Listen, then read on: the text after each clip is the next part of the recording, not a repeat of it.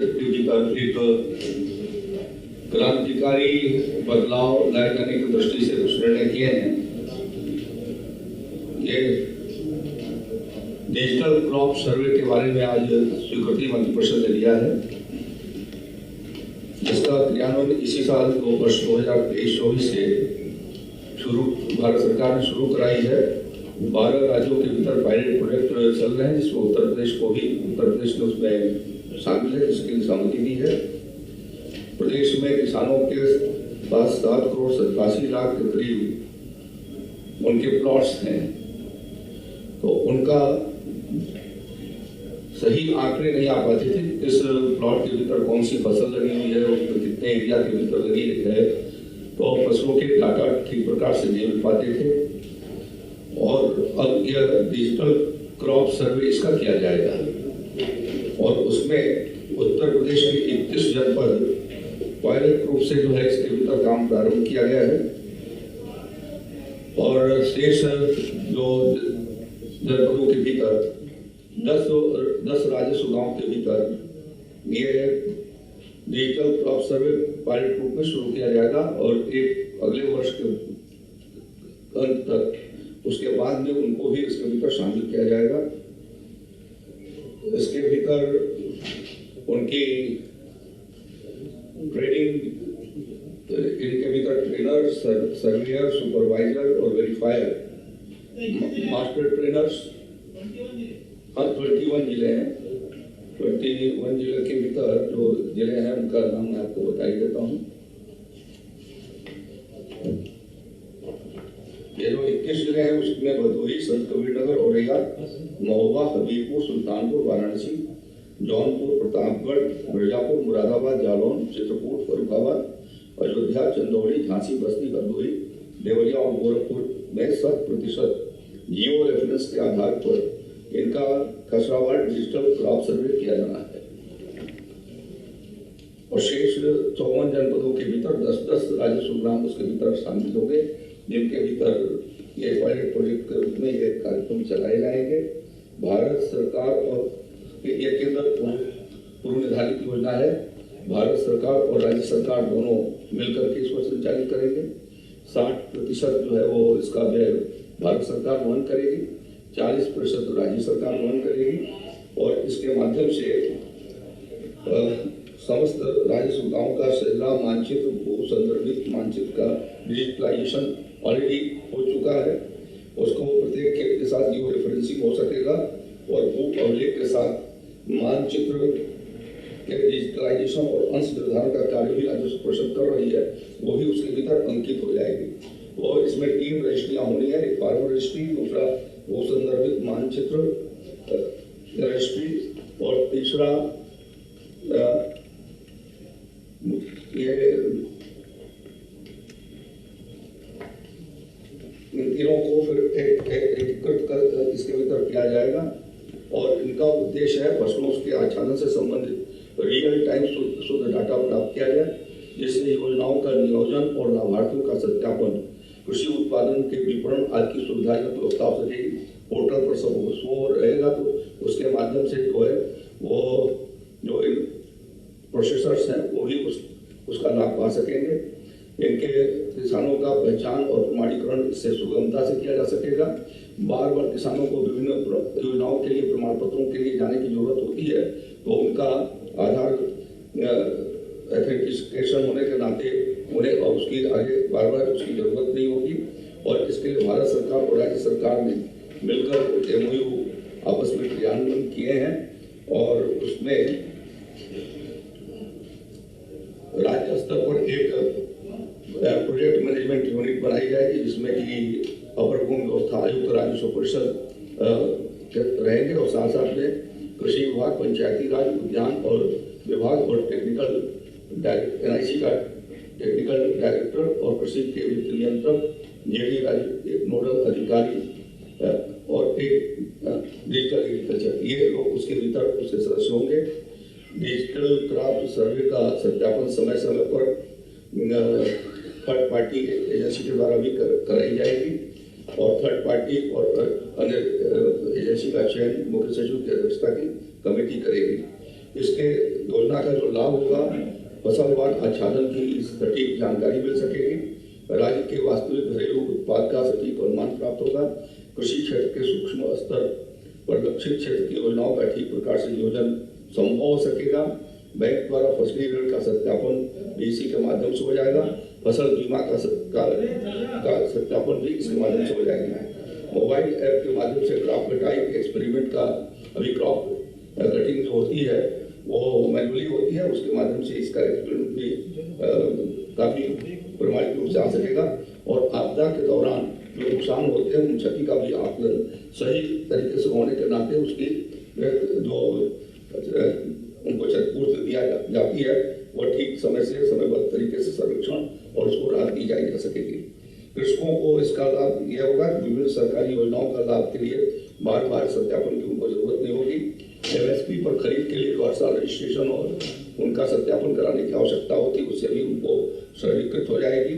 फसल के नुकसान और वास्तविक क्षेत्र के अनुरूप उनको मुआवजा मिल सकेगा और किसानों को लक्षित फसल के लिए वो किस प्रकार के क्रॉप लगाए समय पर उनको हम एडवाइस दे सकेंगे कि ऐसी परिस्थितियां और आगे मार्केट इंटेलिजेंस के माध्यम से उनको हम जानकारी दे सकेंगे कि आपको इस क्रॉप के भीतर इस मौसम में ये फसल लगाया जाना आपको ज़्यादा अनुकूल होगा। तो ये सारी सुविधाएं इसके माध्यम से उनको मिल सकेंगी। प्रदेश के भीतर कृषि आधारित उद्योगों को भी इसके माध्यम से कितना हमारे पास उत्पादन है उसकी सही जानकारी हो सकेगी, जिसके माध्यम से उनको संस्थागत विपणन जो बिक्री खरीद होती है उसके लिए उनको जोड़ने का अवसर होगा। कृषि इनपुट के सप्लायर को भी ये उससे सुविधा हो जाएगी कि इस क्षेत्र के भीतर इस प्रकार के इनपुट्स की आवश्यकता है और आंकड़ों के आधार पर जो और नवोन्मेषी कार्यक्रम है वो उसके माध्यम से चलाए जा सकेंगे। जैसा मैंने पहले बताया है कि 60 और 40% के रेशियो में भारत सरकार और राज्य सरकार इसका वहन करेंगे और इस तरीके से ये डिजिटल क्रॉप सर्वे एग्रीटेक इसकी इस प्रस्ताव को आज हमारी मंत्रिपरिषद ने आदरणीय योगी आदित्यनाथ जी के नेतृत्व में जो बैठक हुई उसमें स्वीकृति प्रदान किया है। दूसरा एक संशोधन उत्तर प्रदेश कृषि और प्रौद्योगिकी विश्वविद्यालय के उसके अधिनियम के भीतर एक संशोधन हुआ है और 5वां विश्वविद्यालय कृषि गौतम बुद्ध भगवान महात्मा बुद्ध कुशीनगर विश्वविद्यालय उसके भीतर जोड़ा जाएगा और इस तरीके से जो है वो इसके अधिनियम बना करके 3 मंडल गोरखपुर, बस्ती और आजमगढ़ के भीतर आने वाले 10 जनपद इसके भीतर शामिल किए जाएंगे।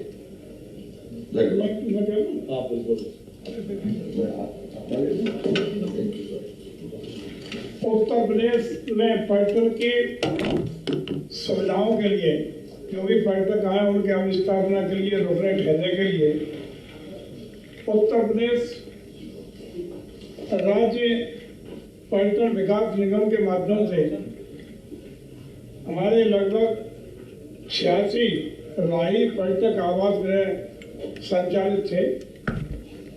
वर्ष 22-23 में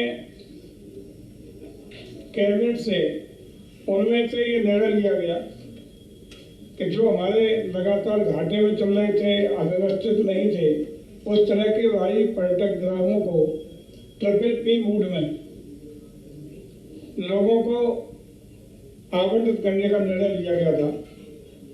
उसी के क्रम में कुल 31 जो हमारे राही पर्यटक गृह इसके लिए अनुमोदित मंत्रि परिषद द्वारा किए गए थे, उनमें से 10 पर्यटक आवास गृह राही वाले जिनका बेस प्राइस से बहुत अच्छे प्रतिशत वृद्धि दर पर टेंडरों के आधार पर ई-टेंडरिंग के माध्यम से अंतिम रूप से आज उनको PPP मूड में हम लोगों ने मंत्रि परिषद से निर्णय लिया है। ये राही पर्यटक गृह सोनौली महाराजगंज, राही पर्यटक आवास गृह बटेश्वर आगरा, राही पर्यटक आवास गृह गोकुल गांव मथुरा, राही पर्यटक आवास गृह बांदा,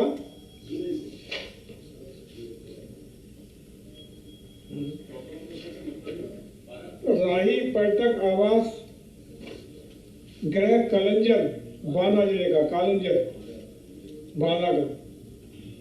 5वां है राही पर्यटक आवास गृह मथुरा। छठा है राही पर्यटक आवास गृह राधा कुंड मथुरा।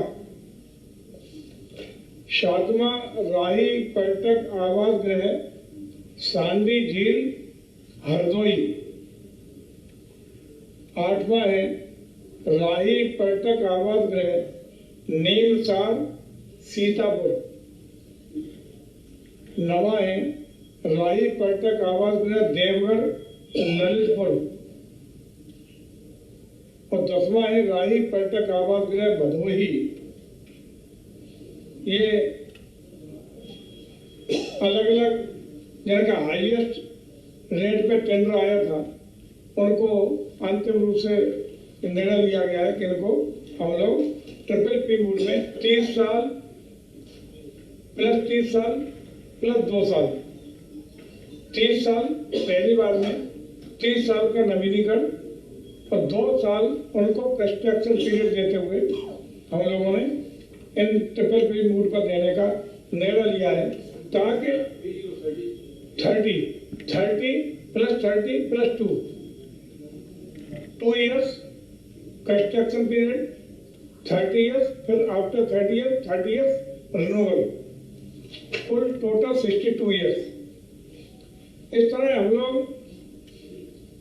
बेहतर सुविधाएं हमारे पर्यटकों को दे सकें, इस तरह इनको तैयार कराएंगे, पर्यटकों का आकर्षण का केंद्र बनाएंगे और बेहतरीन संसाधन और सुविधाएं इन राज्य पर्यटकों को डेवलप करके देने का काम करेंगे। दूसरा निर्णय लिया गया है आज की कैबिनेट में कि राज्य सरकार के अधीन 75% या पूर्ण रूप से जो क्षतिग्रस्त हमारी ऐतिहासिक धरोहरें, हेरिटेज बिल्डिंग, हेरिटेज किला, इनको हम लोग 90 साल की लीज पर आवंटित करने का हम लोगों ने निर्णय लिया है।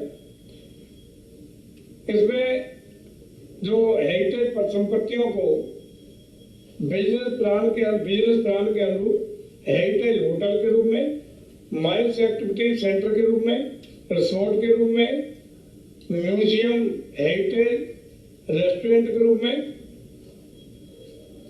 बैंक्वेट हॉल के रूप में, वेडिंग टूरिज्म के रूप में, एडवेंचर टूरिज्म के रूप में, होम स्टे के रूप में, थीमेटिक पार्क के रूप में, वेलनेस सेंटर के रूप में और अन्य टूरिज्म हॉस्पिटलिटी यूनिट के रूप में डेवलप करने के लिए अलग अलग विकासकर्ताओं को देने का काम करेंगे।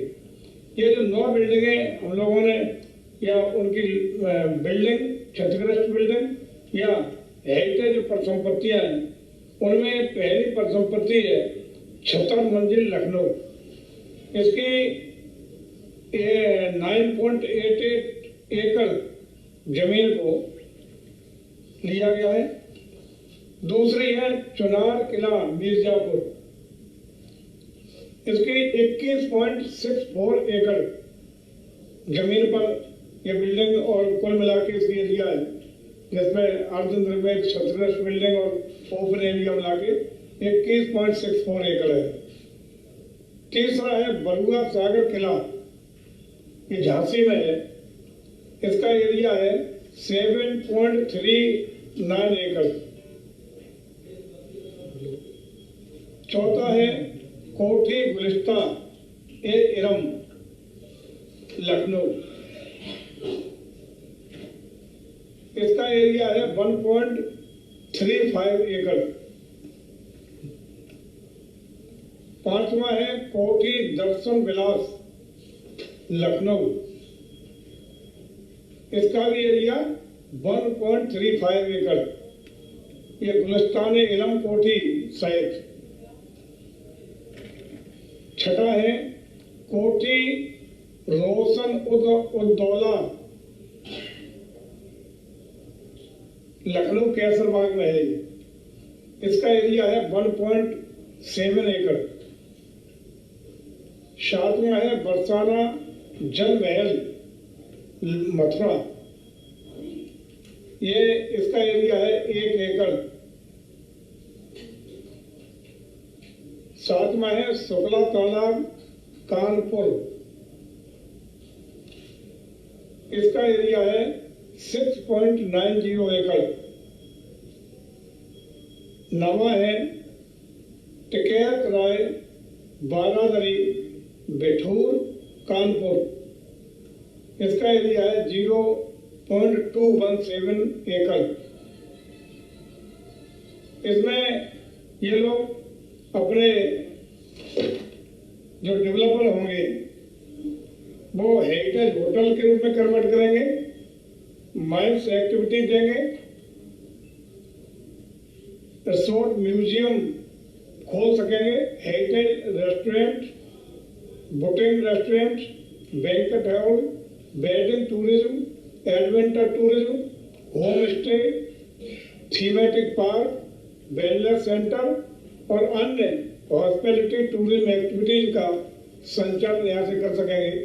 लेकिन जो मूल स्वरूप होगा किले का उसको यथावत पूर्ववत कायम रखेंगे।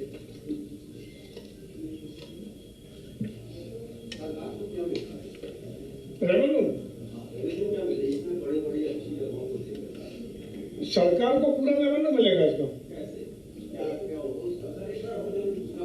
अभी हम बताते, पहले ये हो जाने दो, हम बताते हैं इसका पूरा।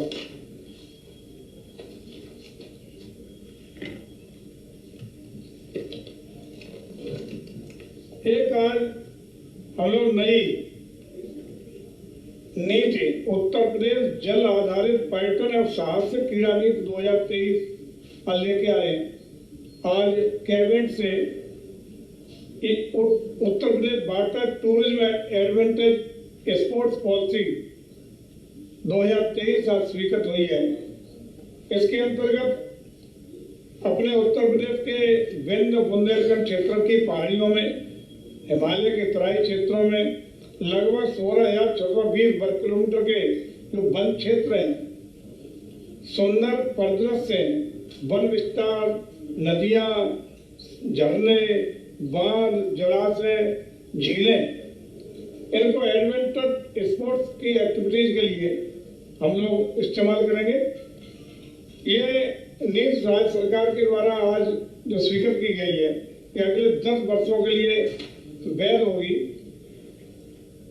इस पर हम लोग भू आधारित, वायु आधारित और जल मार्गों तीनों की स्पोर्ट्स एक्टिविटीज के लिए उपयोग करने का काम करेंगे। इस पर जल निकास और भूखंडों पर जो जल आधारित पर्यटन और साहसिक क्रीड़ा की एक्टिविटी कराएंगे। इसका लिए हम लोग जो एडवेंचर स्पोर्ट इवेंट की स्थापना करेंगे, जिसमें पूर्व सैनिकों को समावेशित करने के लिए उत्तर प्रदेश राज्य पर्यटन विकास निगम और उत्तर प्रदेश पूर्व सैनिक कल्याण निगम दोनों के बीच में एमओयू कराएंगे ताकि पूर्व सैनिकों की सेवाएं उसमें हम ले सकें। इसके लिए जो एयर संचालक बनना चाहेंगे, जो लाइसेंस लेना चाहेंगे, उनके लाइसेंस की प्रक्रिया जिलाधिकारी के माध्यम से संपन्न की जाएगी। संबंधित जिले के जिलाधिकारी उन्हें लाइसेंस देंगे और एक बार का जो लाइसेंस होगा वो 5 साल तक के लिए वैध माना जाएगा। और इसी में साहसिक टूरिज्म के लिए तमाम एक्टिविटी को बढ़ावा देने का काम होगा। और खास रूप से इसमें जो सारे मानक हैं वो इंडियन एडवेंचर टूरिज्म गाइडलाइन जो भारत सरकार की है, इसकी गाइडलाइन के मुताबिक सारी व्यवस्थाएं, सुरक्षा का मानक और अन्य जो इस गाइडलाइन के अनुसार जो चीजें हैं वो SOP इसी के अनुसार हम लागू करने का काम करेंगे।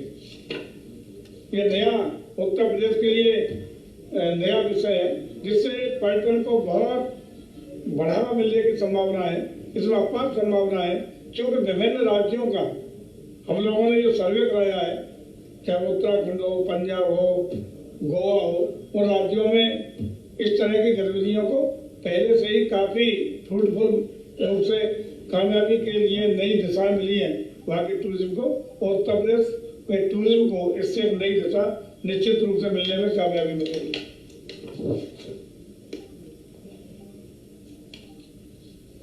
लखीमपुर खीरी जनपद में हम लोगों ने जो वहाँ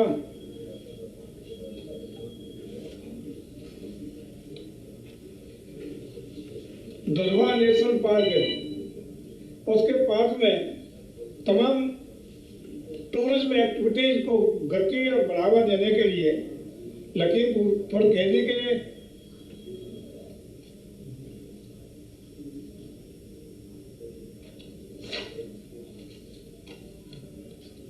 पास, वहीं जो दुधवा नेशनल पार्क है उसी के बगल में सिंचाई विभाग की एक अप्रयुक्त जमीन जिसका रकबा लगभग 8.30 हेक्टर यानी 20.50 एकड़ रकबा की जमीन है, जो सिंचाई विभाग के लिए अनुपयोगी थी।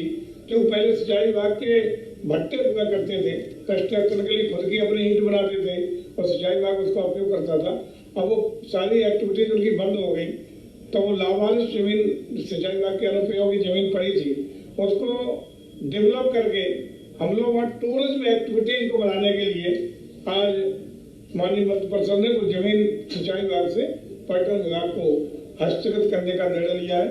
ये इससे हम लोग लखीमपुर खीरी जनपद और खास रूप से दुधवा नेशनल पार्क के पास अपनी टूरिज्म की नई एक्टिविटीज को बढ़ाने के लिए बहुत अच्छा वहाँ और बढ़ावा देने का काम करेंगे, तमाम एक्टिविटीज के लिए डेवलप करने का काम करेंगे।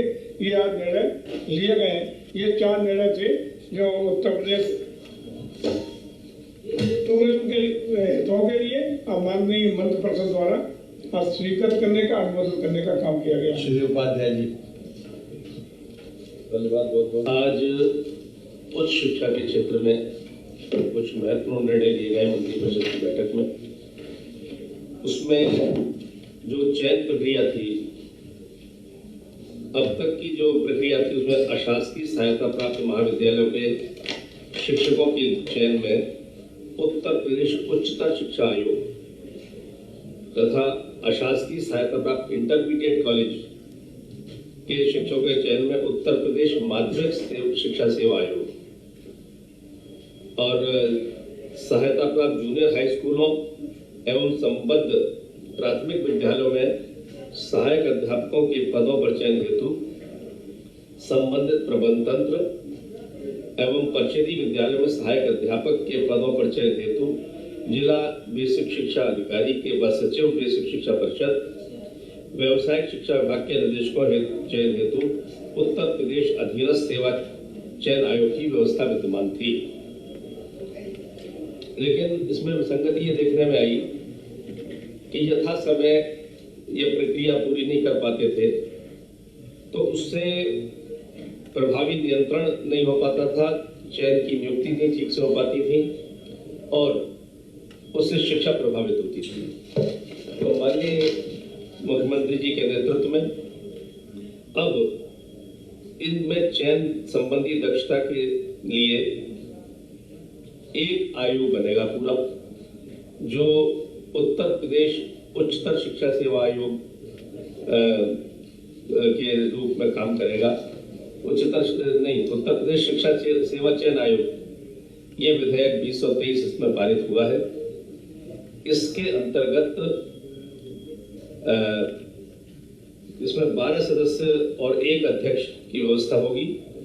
इसका हेड ऑफिस प्रयागराज में होगा और इससे भर्ती की प्रक्रिया में एकरूपता, पारदर्शिता, समयबद्धता और प्रामाणिकता ये होगी। इसलिए एक महत्वपूर्ण प्रस्ताव आज पारित हुआ है अपने मंत्रिपरिषद की बैठक में। इसके अतिरिक्त माननीय मुख्यमंत्री जी का जो लक्ष्य है कि प्रत्येक जिले में एक निजी विश्वविद्यालय अवश्य हो और प्रत्येक मंडल में एक सरकारी विश्वविद्यालय अवश्य हो, तो उसी प्रक्रिया में निजी विश्वविद्यालयों के आने से गुणात्मक परिवर्तन आएगा, शिक्षा में प्रतिस्पर्धा बढ़ेगी। तो निजी क्षेत्र में 5 विश्वविद्यालयों के स्थापना विषय आए हैं, जो कि विधेयक राज्य विधानमंडल में पुनर्स्थापित किया जाना है। ये प्रस्ताव पारित हुए हैं। ये विश्वविद्यालय हैं अग्रवन हेरिटेज विश्वविद्यालय आगरा, महावीर विश्वविद्यालय मेरठ, SDGI ग्लोबल विश्वविद्यालय गाजियाबाद,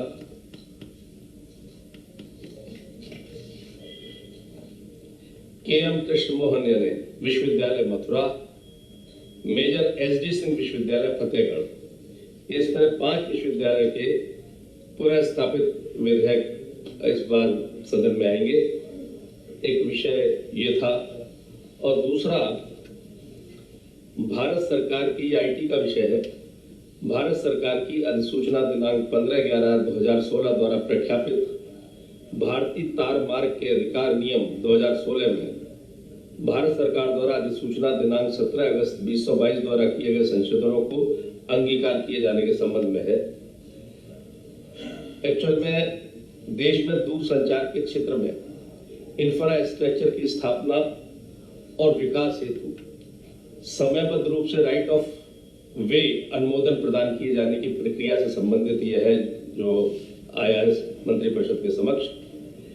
तो इसके लिए संचार एवं सूचना प्रौद्योगिकी मंत्रालय भारत सरकार द्वारा जो 15 नवंबर 2016 को Indian telegraph right of way rules 2016 निर्गत किया है, उसको क्रियान्वयन में अंगीकार करने के लिए ये प्रस्ताव आया था। इससे 5G रोल आउट में क्रियान्वयन की महत्ता दृष्टिगत आवश्यक बिंदुओं को समाहित किया गया है। इस निर्णय से उत्तर प्रदेश में 5G के रोल आउट की क्रियान्वयन को गति मिलेगी और 5G सेवाओं में प्रभावी रूप से लागू किए जाने से निवेशकों की संख्या में वृद्धि होगी उत्तर प्रदेश के अंदर। शिक्षा के क्षेत्र में, चिकित्सा संबंधी उपकरणों के संचालन में तथा कृषि क्षेत्र में 5G सेवाओं से संबंधित उपकरणों के उपयोग सहित अन्य क्षेत्रों में विभिन्न प्रकार के लाभ भी प्राप्त होंगे। जनमानस को भी इस निर्णय से 5G सेवाओं का लाभ मिलेगा। प्रस्तावित निर्णय से आम जनमानस को 5G सेवाओं का किफायती उपयोग कर सकेंगे, उन्हें सस्ती दरों पर इसका उपयोग मिल जाएगा और जन सामान्य को अपने व्यवसायिक कार्यकलापों के निष्पादन में भी सुगमता होगी।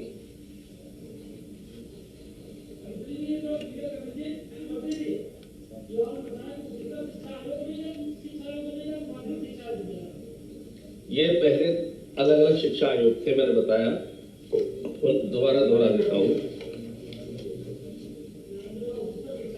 अभी दोहराता हूँ आपके सामने, सबका एक हो जाएगा। पहले उच्चतर शिक्षा के लिए जो सेवा भर्ती की जो वो थी, वो उच्चतर जो शिक्षा आयोग था वह करता था। इंटरमीडिएट के लिए इंटरमीडिएट माध्यमिक शिक्षा आयोग करता था। अब इस सब के लिए बेसिक शिक्षा वगैरह सबके लिए एक आयोग हो जाएगा जिसमें एक अध्यक्ष होंगे, 12 सदस्य होंगे। अब एक ही आयोग से समस्त भर्तियां होंगी। नाम है उसका उत्तर प्रदेश उत्तर प्रदेश शिक्षा सेवा चयन आयोग।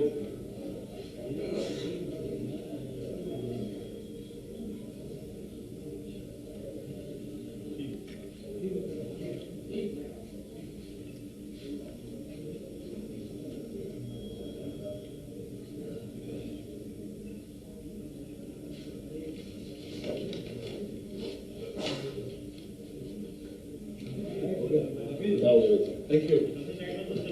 आज की इस प्रेस वार्ता में आप सबका स्वागत है। आज मंत्री परिषद के समक्ष कुल 33 प्रस्ताव आए थे, इसमें एक वापस दे दिया गया, 32 प्रस्ताव पर चर्चा हुई। हमारे माननीय अभी मंत्रियों ने कई प्रस्तावों पर आपसे आपको अवगत भी कराया। मैं खास तौर से कुछ विषयों पर हम आपका भी ध्यान आकर्षित करना चाहते हैं। ये सबसे पहले लोक निर्माण विभाग। धन्यवाद बहुत बहुत उपाध्याय जी। ये मुख्यमंत्री जी की घोषणा के अनुसार जनपद बदायूं में मेरठ बदायूं मार्ग राजमार्ग 18 162 से 207 किलोमीटर चैनस तक, अर्थात लगभग 45 किलोमीटर का ये मार्ग 2 लेन से 4 लेन चौड़ीकरण सुदृढ़ीकरण सम्मिलित करते हुए लंबाई इसकी 45.4 किलोमीटर, इसका कार्य जिसकी पुनरीक्षित लागत 316 करोड़ 78 लाख 13,000 रुपए, जीएसटी की धनराशि 923.89 लाख को जोड़कर कुल 326 करोड़ 2 लाख 2,000 रुपए। इसको मंत्रिपरिषद ने आज अनुमोदित कर दिया है। इससे खासतौर से बदायूं मेरठ मार्ग पर चलने वाले लोगों को बहुत बड़ी सुविधा होगी। दूसरा प्रस्ताव भी पीडब्ल्यूडी का है। ये यद्यपि पीडब्ल्यूडी विभाग इसमें नोडल विभाग था, सिंचाई विभाग की जमीन 1.0254 हेक्टेयर भूमि जिसकी कुल आकलित लागत 166,26,000 रुपए है, भारतीय रेल विभाग के माध्यम से रेल विकास निगम लिमिटेड को सशर्त स्थायी रूप से समूल्य हस्तांतरित करने के संबंध में मंत्रिपरिषद ने सहमति दे दी। ये रेल लाइन परियोजना है आगरा से कीठम भाड़े बाईपास के मार्ग। तीसरा प्रस्ताव है अयोध्या शहर को सोलर सिटी के रूप में विकसित करने का।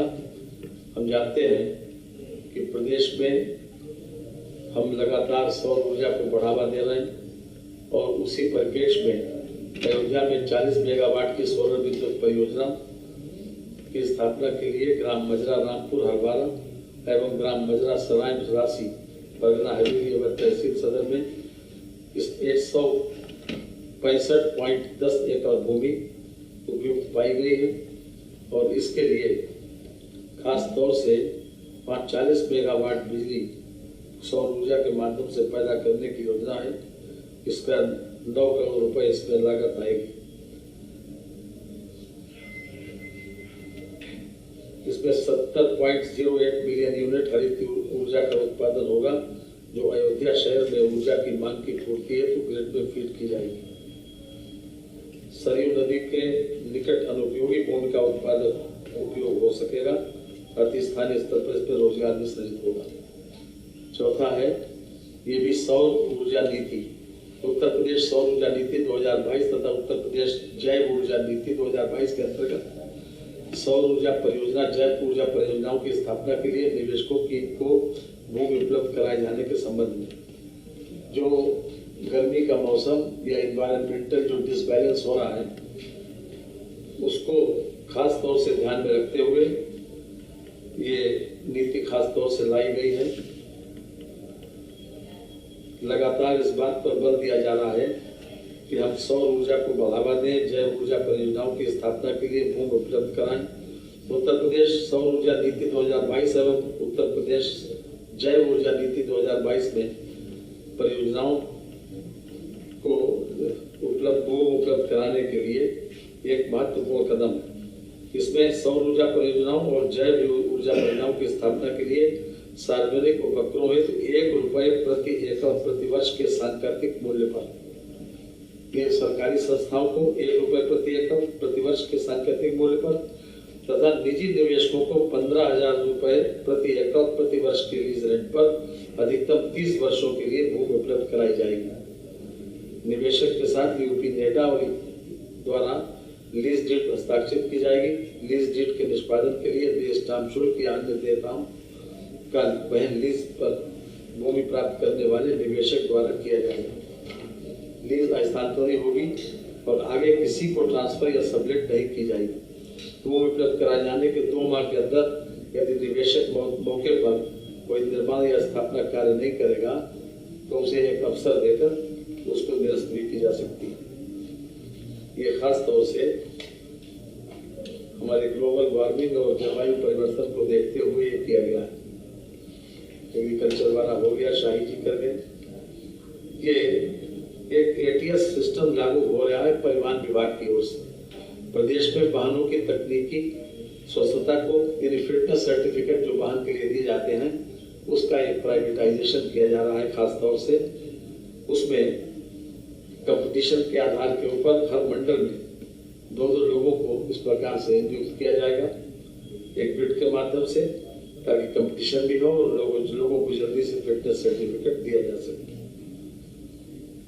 ये परिवहन विभाग का है। इसके अलावा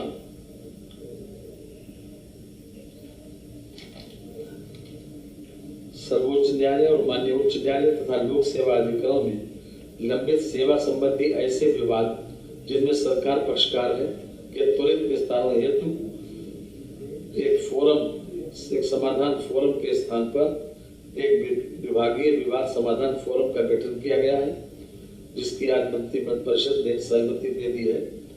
इसका उद्देश्य होगा कि सरकार के में जितने विभिन्न न्यायालयों में या कर्मचारी और जिसमें सरकार एक पक्ष है, कर्मचारियों का अधिक समय बर्बाद न हो और इसमें पैरवी करने वाले अधिकारियों का समय बर्बाद न हो, इसलिए एक समाधान फोरम का गठन करने की सरकार ने सहमति दी है।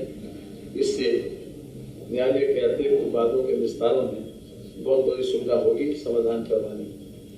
बुंदेलखंड औद्योगिक विकास प्राधिकरण गठित करने के लिए भूमि क्रय करने, पिछड़े वर्ग क्षेत्रों में औद्योगिक क्षेत्र के विस्तार एवं अन्य औद्योगिक विकास प्राधिकरणों को भूमि क्रय करने के लिए ऋण के मद में आवंटित धनराशि 8,000 करोड़ रुपए की कार्य योजना के संबंध में आप लोगों को शायद ये स्मरण हो कि 2022-23 में हमने अनुपूरक अनुदान मांगों में इस बात का जिक्र किया था कि हम बुंदेलखंड औद्योगिक विकास प्राधिकरण गठित करेंगे और उसके लिए ये 8,000 करोड़ रुपया अनुपूरक अनुदान मांगों में क्वांटिफाई किया गया था। इसके 2 पार्ट है, एक 5,000 करोड़ रुपए का, एक 3,000 करोड़ रुपए का। 5,000 करोड़ रुपए के पार्ट से जो धनराशि क्वांटिफाई की गई है उससे हम नव सृजित होने वाले बुंदेलखंड औद्योगिक विकास प्राधिकरण के गठन करेंगे। जिस प्रकार से नोएडा बना था ठीक उसी प्रकार से बुंदेलखंड विकास प्राधिकरण का गठन हो रहा है और हम उसके लिए अलग से जमीन परचेज करेंगे। साथ ही साथ जो 3,000 करोड़ रुपए का कंपोनेंट है उससे जो बुंदेलखंड औद्योगिक विकास प्राधिकरण के अतिरिक्त अन्य औद्योगिक विकास प्राधिकरण की मांग पर उक्त धनराशि में से भूमि की लागत का 50% राज्य सरकार द्वारा ब्याज मुक्त ऋण के रूप में तथा शेष 50% धनराशि का वित्त पोषण संबंधित प्राधिकरण द्वारा वित्तीय संस्थाओं स्वयं के स्रोतों से कराया जाएगा। ये खास तौर से जो इंडस्ट्रियल डेवलपमेंट हमारा जो बाहर से इन्वेस्टमेंट आ रहा है उसको देखते हुए ये किया गया है कि जितने भी और भी औद्योगिक विकास प्राधिकरण हैं उसको फैसिलिटेट करने के लिए, उनको जमीन खरीदने के लिए इस प्रकार की सुविधा ये उपलब्ध कराई जा रही है। ये भी अपने आप में ईज ऑफ डूइंग बिजनेस के लिए और खासतौर से इंडस्ट्रियल डेवलपमेंट को बढ़ावा देने के लिए महत्वपूर्ण कदम है।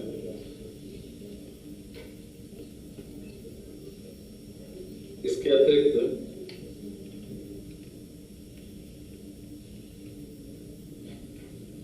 अभी तक जो भूमि उपयोग परिवर्तन है उसके लिए सरकार के पास आना पड़ता था। ये पावर डेलीगेट की गई है मंडलायुक्तों को और इसके तहत कोई भी प्रोजेक्ट किसी भी प्रकार से अगर हम पूरा करना चाहें और उसमें कोई एक व्यक्ति या किसी एक व्यक्ति की भूमि या कहीं कोई ऐसी कोई स्थिति आ जाती है कि जहां पर वो भूमि की वजह से प्रोजेक्ट रुकता है तो उसको ट्रांसफर करना, उसको अंतर्निहित एक्सचेंज करना, उसकी पावर भी मंडलायुक्तों को दे दी गई। उसके माध्यम से प्रोजेक्ट रुकेगा नहीं। ये भी अपने आप में ईज ऑफ डूइंग बिजनेस करने के लिए और उसको सिंप्लीफाई करने के लिए उठाया गया महत्वपूर्ण कदम है। इससे अब कोई परियोजना ये एक्सचेंज करने के बाद मैं समझता हूँ कि किसी प्रकार कोई परियोजना में व्यवधान नहीं आएगा। कहीं कोई गली है, कहीं कोई नाली है या किसी पर्टिकुलर किसी गांव समाज की जमीन है या किसी संस्थान की जमीन, उसको आपस में एक्सचेंज करने के लिए मैं समझता हूँ कि उठाया गया सबसे अच्छा कदम है। इस पर आज मंत्रिपरिषद की सहमति मिल गई। Kalyan Singh super speciality cancer institute Lucknow में पब्लिक प्राइवेट पार्टनरशिप के अंतर्गत centre for advance molecular diagnostics and research for cancer ये प्रारंभ किए जाने की योजना है। इस पर भी आज मंत्रिपरिषद ने सहमति दी है। एक ट्राइपार्टाइट एग्रीमेंट होगा जो हमारे इस कैंसर इंस्टीट्यूट तथा IIT कानपुर तथा इसके अतिरिक्त एक बंबई की संस्था है Karkinos health care private limited, इनके मध्य एक ट्राइपार्टाइट एग्रीमेंट होगा। हम सब जानते हैं कि अभी तक कैंसर काफी देर से डायग्नोज हो पाता है, तो कैंसर जल्दी डायग्नोज हो सके, उसके बारे में और रिसर्च हो सके, और ज्यादा से ज्यादा इसमें जिन लोगों को हमने शामिल किया है वो लोग एक्सपर्ट हैं। 25,000 स्क्वायर फीट की जमीन इसके लिए मुहैया कराई जाएगी, और बाकी इसमें माननीय मुख्यमंत्री जी को अधिकृत भी कर दिया गया है कि अगर आगे की कोई अनुवर्ती कोई आवश्यकता पड़ती है कि उसमें किसी प्रकार के चेंजेस की या किसी प्रकार की और उनमें सुविधा देने की, तो उसके लिए माननीय मुख्यमंत्री को अवगत कर दिया गया, ताकि इस योजना में किसी प्रकार से व्यवधान न आए और आगे के सारे काम आसानी से होते चले जाएं और रिसर्च में इसमें सहयोग मिल सके। इसलिए इस प्रकार का एक ट्राइपार्टाइट एग्रीमेंट को आज मंत्रिमंडल के द्वारा सहमति दे दी गई। इसके अतिरिक्त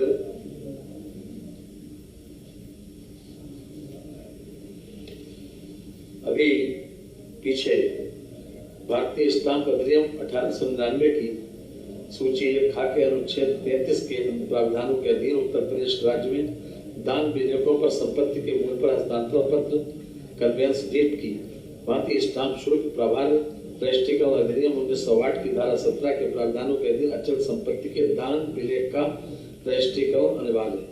देश के प्रमुख राज्यों में इसका व्यवस्था पहले से चली आ रही है। ये व्यवस्था आपको याद होगा कि 6 महीने के लिए पहले की गई थी कि अपने ब्लड रिलेशंस को अगर हम कोई जमीन ट्रांसफर करेंगे तो उसमें 5,000 के स्टाम्प शुल्क पर इसको हम ट्रांसफर कर सकते हैं अधिकतम। तो ये व्यवस्था जो है वो ये बताई दे रहा है कि उत्तर प्रदेश राज्य में भी परिवार के सदस्यों पुत्र पुत्री पिता माता पति पत्नी पुत्र वधू पुत्र की पत्नी सगा भाई सगे भाई के मृतक होने की दशा में उसकी पत्नी सगी बहन दामाद पुत्री का पति पुत्र पुत्री के पुत्र पुत्री के मध्य निष्पादित अचल संपत्ति के दान विलेख पर प्रभार स्टाम्प शुल्क की अधिकतम सीमा 5,000 रुपए निर्धारित किया जाना प्रस्तावित है। अर्थात इस पर भी आज मंत्रिपरिषद की सहमति मिल गई है। ये भी काफी दिनों से लोगों की मांग थी कि ये अच्छी बहुत योजना थी और काफी पॉपुलर भी हुई थी। अब फिर से ये मंत्रिपरिषद की स्वीकृति मिलने के बाद ये चालू हो गई।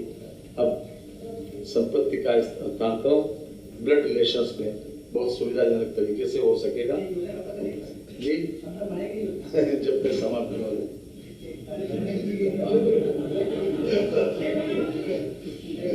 6 महीने के लिए नहीं, इस बार अनंत काल तक के लिए जी नहीं, ये संपूर्ण उत्तर प्रदेश में और आपके जिले में जी। ये एक लैंड का ट्रांसफर है। मेरठ स्थित केंद्रीय गोवंश अनुसंधान संस्थान की रक्षा भूमि का लीज समाप्त होने के उपरांत प्रदेश के भीतर स्थानांतरण राजकीय पशुधन एवं कृषि प्रक्षेत्र बाबूगढ़ हापुड़ की भूमि हस्तांतरित किए जाने के संबंध में इनके पास लगभग 554 एकड़ भूमि स्थित है दिल्ली लखनऊ रेलवे ट्रैक के पास। इसमें से 150 एकड़ भूमि इनको दी जा रही है केंद्रीय गोवंश अनुसंधान संस्थान, क्योंकि इनकी लीज समाप्त हो गई। जो रक्षा की भूमि थी पहले वो समाप्त हो गई। हम जानते हैं कि गो संवर्धन और गो संरक्षण हमारी सरकार की प्राथमिकता है और उसके लिए विशेष रूप से ये जमीन उपलब्ध कराई गई। इसमें खास तौर से अनुसंधान भी होगा और जो पशुओं की नस्ल का सुधार का जो कार्यक्रम चल रहा था उसको भी आगे बढ़ाया जाएगा। ये भी मेरठ के मंडलायुक्त ने जानकारी दी थी। उसी परिप्रेक्ष्य में ये 150 एकड़ भूमि इसको केंद्रीय गोवंश अनुसंधान मेरठ को ट्रांसफर की गई है। आज मंत्रिपरिषद ने उसकी भी सहमति दे दी। ये मंत्रिपरिषद ने आज अनुमोदन दिया है। लखनऊ हरदोई में अवस्थित कुल 1000 एकड़ भूमि का जो पीएम मित्र पार्क, ये खास तौर से टेक्सटाइल का है मैटर। पीएम मेगा एकीकृत वस्त्र क्षेत्र एवं परिधान पार्क योजना के अंतर्गत टेक्सटाइल पार्क की स्थापना एवं भूमि हस्तांतरण के संबंध में ये प्रस्ताव मंत्रिपरिषद के समक्ष आया था और इसमें खास तौर से टेक्सटाइल पार्क को विशेष रूप से सहमति दे दी गई है। इसमें 8 लोगों का एक बोर्ड रहेगा, उसमें 3 मेंबर भारत सरकार के हैं, 3 मेंबर राज्य सरकार के और 2 स्वतंत्र निदेशक होंगे।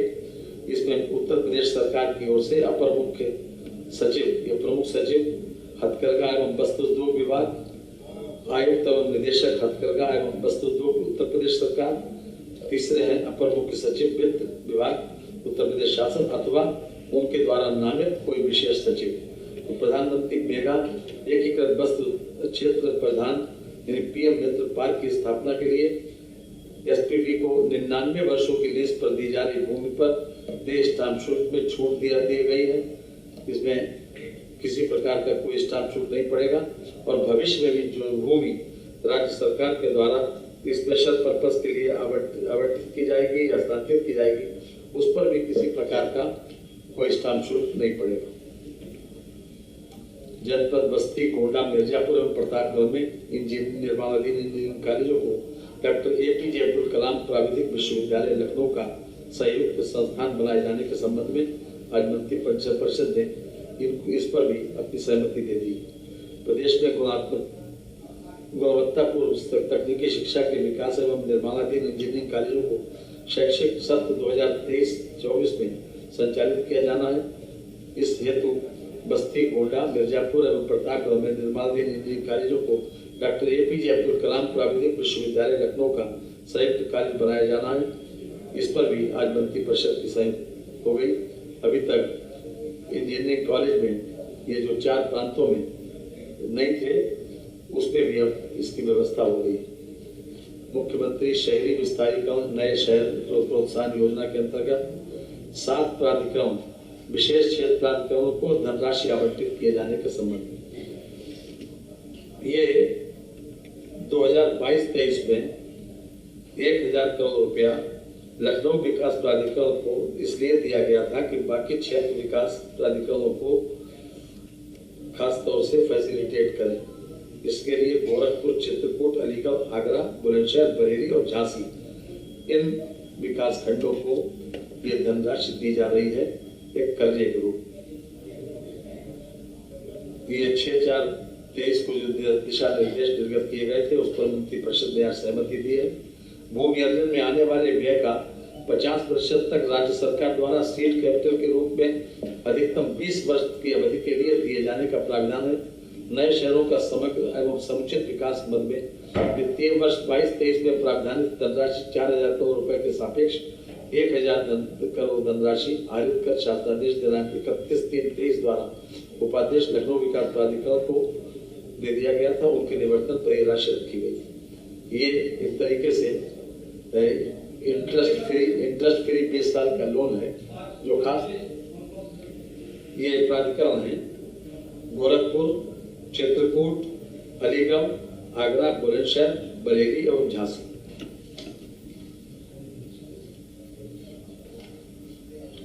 ये फार्मास्यूटिकल्स चिकित्सा उपकरण के लिए फार्मास्यूटिकल चिकित्सा उपकरण उद्योग नीति भी प्रख्यापित की गई है। उस पर भी आज मंत्रिपरिषद ने अपनी सहमति दे दी। इसमें खास तौर से फार्मास्यूटिकल मेडिकल डिवाइस पार्क के प्रोत्साहन के लिए प्रतिवर्ष 1 करोड़ रुपए की अधिकतम सब्सिडी के अधीन 7 वर्षों के लिए भूमि खरीदने के लिए गए ऋण पर वार्षिक ब्याज में 50% की ब्याज की प्रतिपूर्ति के रूप में ब्याज सब्सिडी, बुनियादी ढांचे के निर्माण हेतु लिए गए ऋण पर वार्षिक ब्याज का 60% तक ब्याज की प्रतिपूर्ति के रूप में 7 वर्ष के लिए प्रतिवर्ष 10 करोड़ अधिकतम रुपए 50 करोड़ की सीमा के अधीन सामान्य सुविधाओं हेतु लिए गए ऋण पर 5 करोड़ प्रतिवर्ष तक 7 वर्षों के लिए वार्षिक ब्याज के 60% ब्याज की प्रतिपूर्ति अधिकतम 30 करोड़ रुपए, यानी कुल मिलाकर इसको जो फार्मास्यूटिकल चिकित्सा उपकरण को बढ़ावा देने के लिए ये कैपिटल सब्सिडी भी है इसकी और इसमें इंसेंटिव भी दिया गया है। इसको खास तौर से आपको डिटेल मिल जाएगी, कई पेजों की है, मैं समझता हूँ पढ़ने में ज़्यादा समय लगेगा। सब लोगों समय को नहीं करना चाहते, अलग से अलग ये दे देंगे, इसको दे दीजिए। ये प्रेस नोट में सबका समाहित है सारी चीज, पूरी पॉलिसी। एक उपभोक्ता कल्याण कॉर्पस कोष का गठन किया गया है। इसमें 75% भारत सरकार का है, 25% हमारा है। खास तौर से उपभोक्ता संरक्षण के लिए, उपभोक्ता कल्याण के लिए ये राशि एक कॉर्पस बनाया गया है, उसी में खर्च की जाएगी। ये हुक्का बार वाला वापस लिया गया।